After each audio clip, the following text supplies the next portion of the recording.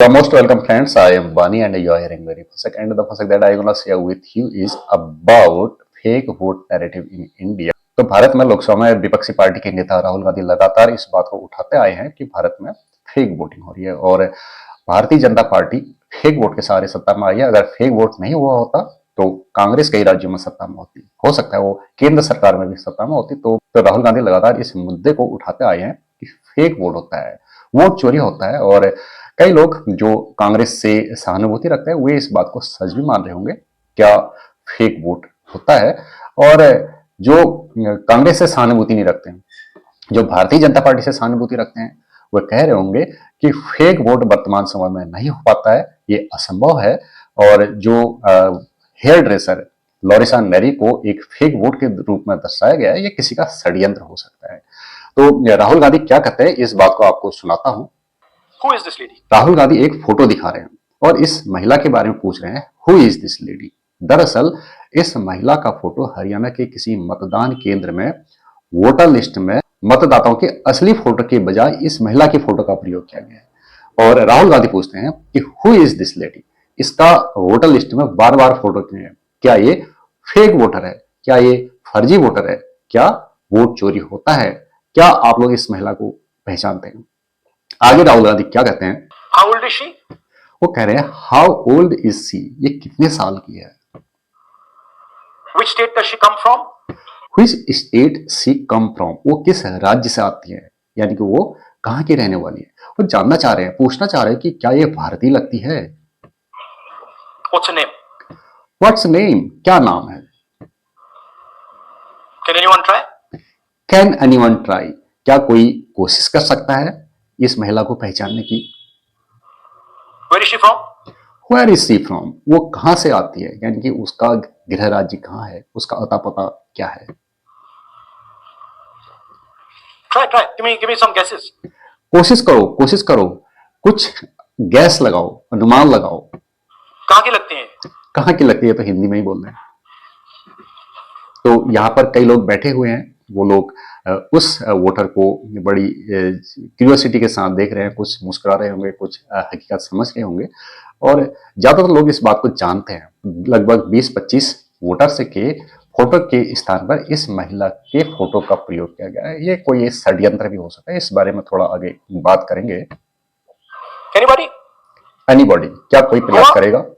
महाराष्ट्र, गोवा है, ये गोवा से है, महाराष्ट्र से है।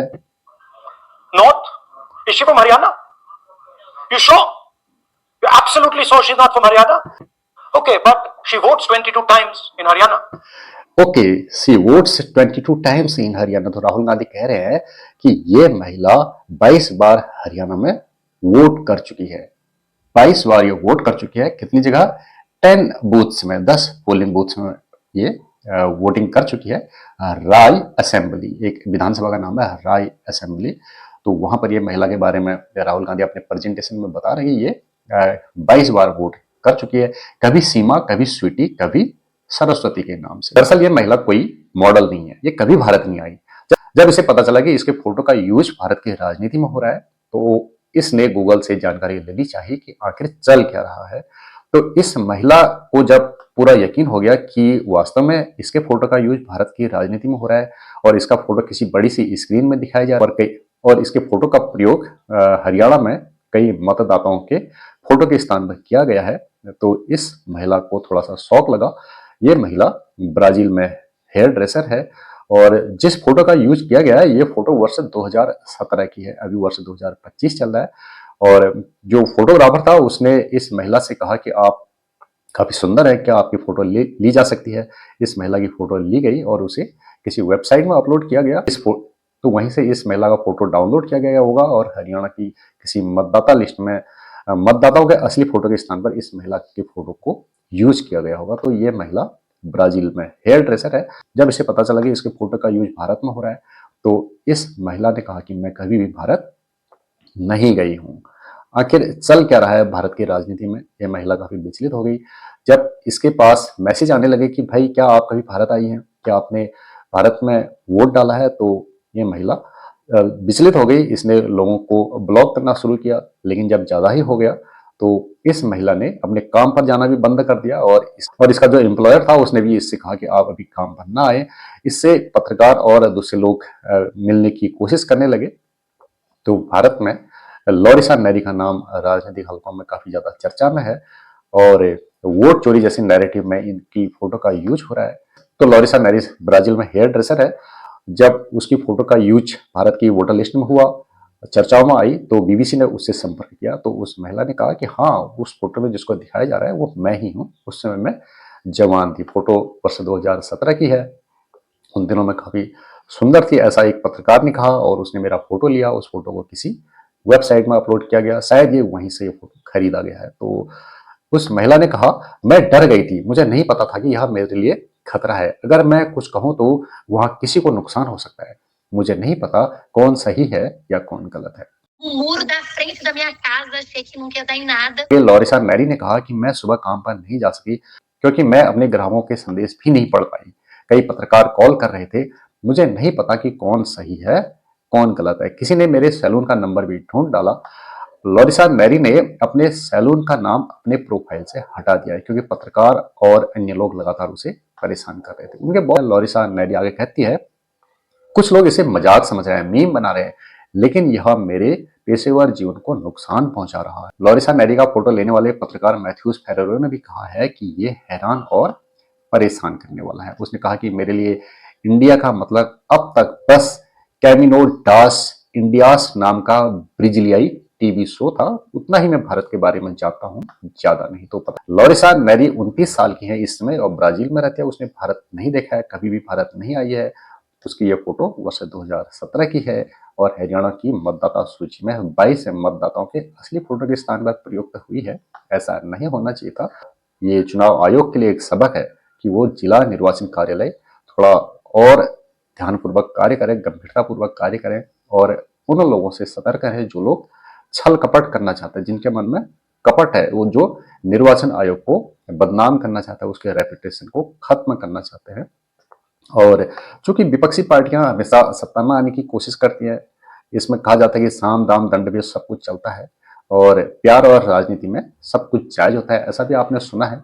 तो लॉरिसा मैरी नाहक ही परेशान हो गई है और नाहक ही परेशान हो गए हैं वो 22 वोटर जिनके असली फोटो के स्थान पर लॉरिसा मैरी का फोटो लगा दिया गया है। वो ये भी हो सकता है कि हरियाणा में पत्रकार उन 22 वोटर्स से संपर्क करने की कोशिश करेंगे, उनसे पूछेंगे कि आपके असली फोटो के स्थान पर ये नकली फोटो कैसे लग गया, आपने अपना वोटर कार्ड किसकी हेल्प से बनाया, ऑनलाइन बनाया या ऑफलाइन बनाया।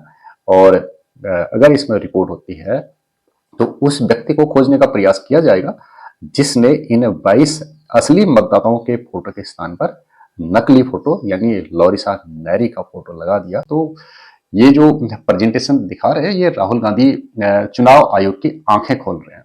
इसमें राहुल गांधी कहीं से कहीं तक गलत नहीं है, वो बस अपॉर्चुनिटी को कांग्रेस के फेवर में कैच कर रहे हैं, भुना रहे हैं और भारतीय जनता पार्टी और चुनाव आयोग को कटघरे में खड़ा कर रहे हैं।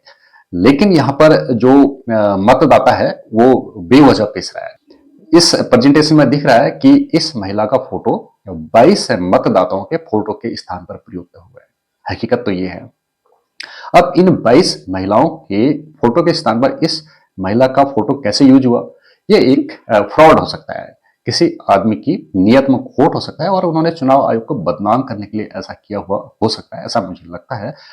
क्योंकि आजकल जो वोटर कार्ड बनते हैं, वोटर लिस्ट में मतदाता का नाम चढ़ाया जाता है, वो ऑनलाइन भी चढ़ाया जा सकता है, जिसकी नियत में ये खोट होगा कि वो चुनाव आयोग को बदनाम करे। और इस बहाने भारतीय जनता पार्टी को भी बदनाम किया जा सकता है और इस बहाने जनता को कांग्रेस पार्टी समझा सकती है, राहुल गांधी समझा सकता है कि भारत में वोट चोरी हुआ है और 22 लोगों के फर्जी नाम वोटर लिस्ट में, ऐसा लोग समझ रहे होंगे। लेकिन हकीकत कुछ और है। ये 22 के 22 वोटर फर्जी नहीं है, ये असली वोटर है। बस एक ही गलती हुई है, इन वोटर्स के फोटो के स्थान पर लॉरिसा मैरी का फोटो लगा दिया गया ताकि चुनाव आयोग को बदनाम किया जा सके। किसी भी नए मतदाता का नाम वोटर लिस्ट में ऑनलाइन और ऑफलाइन दोनों तरीके से चढ़ाया जा सकता है। हो सकता है इन 22 महिलाओं ने अपना नाम वोटर लिस्ट में किसी स्वयं सेवक की मदद से चढ़ाया हुआ।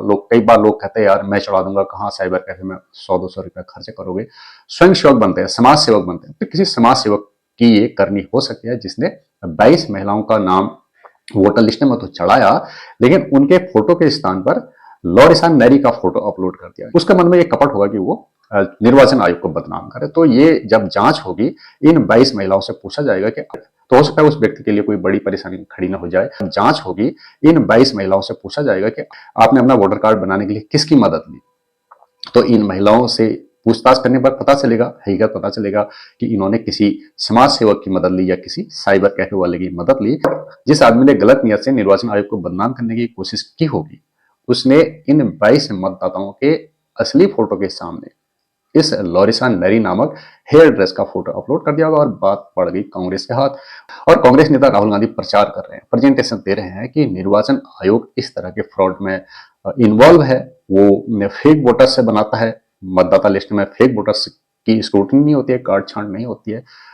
तो यहाँ पर निर्वाचन आयोग के कर्मचारियों को थोड़ा समझदार होना चाहिए था। जिला निर्वाचन कार्यालय के जो कार्मिक हैं, उन्होंने वोटर लिस्ट को पब्लिश करने से पहले एक बार इसको ध्यान से देख लेना चाहिए था। लेकिन वहां पर जिला निर्वाचन कार्यालय में जो कार्मिक तैनात होते हैं, जिनकी वहां पर नौकरी होती है, उन लोगों ने थोड़ा सा लापरवाही की है और जो फोटो ऑनलाइन अपलोड हुआ मतदाता का वोटर कार्ड बनाने के लिए, उन्होंने उसी को पब्लिश कर दिया।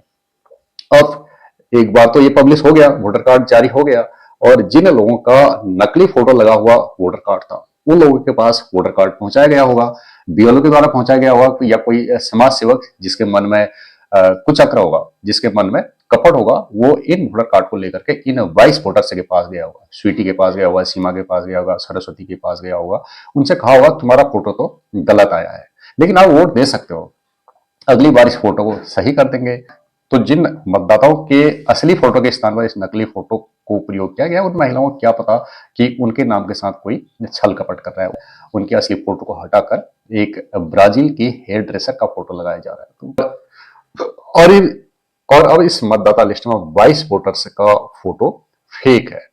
वोटर तो असली है, लेकिन किसी आदमी ने कपट से, किसी आदमी की नीयत में खोट होगा, निर्वाचन आयोग को बदनाम करना चाहता होगा, उसने 22 वोटर से के असली फोटो के स्थान पर फोटो किसका लगा दिया? ब्राजीली हेयर ड्रेसर का। तो आम जनता को यह समझना होगा कि वोटर कार्ड ऑनलाइन भी बनाया जा सकता है, ऑफलाइन भी बनाया जा सकता है। ऑनलाइन वोटर कार्ड बनाने में फोटो मतदाता की ओर से अपलोड किया जाता है। अगर किसी साइबर कैफे वाले ने फोटो अपलोड किया, असली मतदाता का फोटो अपलोड न करके ये ब्राजीली हेयर ड्रेसर का फोटो अपलोड कर दिया, और मतदाता को इस बात का पता नहीं रहता कि मेरे फोटो के स्थान पर किसका फोटो अपलोड किया गया, तो मतदाता नाहक इसमें पिसता है।